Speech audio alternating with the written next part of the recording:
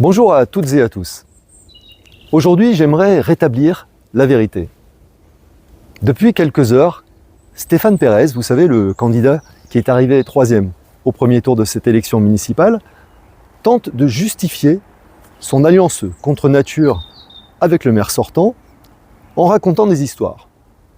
Il prétend que je lui aurais dit que moi, j'ai besoin de vos voix et que je n'aurais pas parlé de projet. C'est faux. C'est totalement faux. La réalité, elle est simple. Dès le début de cette élection, dès son entrée en campagne, Stéphane Pérez savait très bien ce qu'il allait faire. Son alliance avec le maire sortant n'est pas une surprise, c'est une stratégie.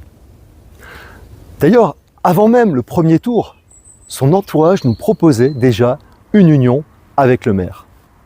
Une union que nous avons refusée.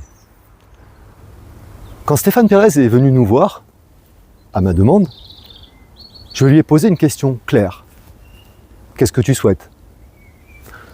Sa réponse a été « à toi de me dire ce que tu proposes ». Je lui ai alors parlé de projet, de convergence, de travail commun possible. Parce que oui, nous avons un projet pour Tournefeuille. Et puis, je lui ai posé une question très concrète. Combien de sièges souhaites-tu dans une liste d'union ? Et là, sa véritable logique est apparue. Combien tu m'en donnes ? Puis il a exigé 10 places éligibles.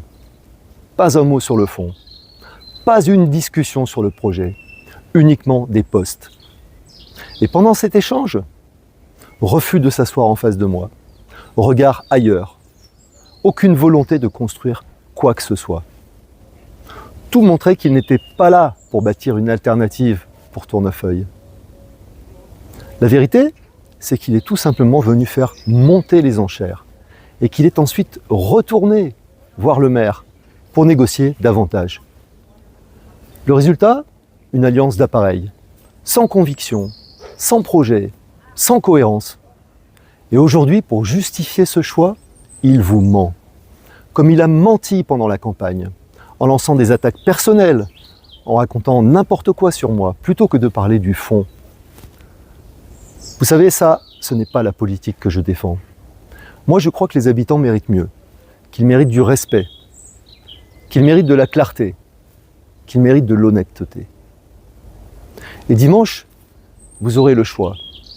Soit la continuité, les arrangements, les petits calculs, ou alors une équipe sincère, un projet solide et un vrai changement pour notre ville. Je vous fais confiance pour faire le bon choix. Dimanche 22 mars, votez pour notre liste, votez pour un autre avenir, pour Tournefeuille.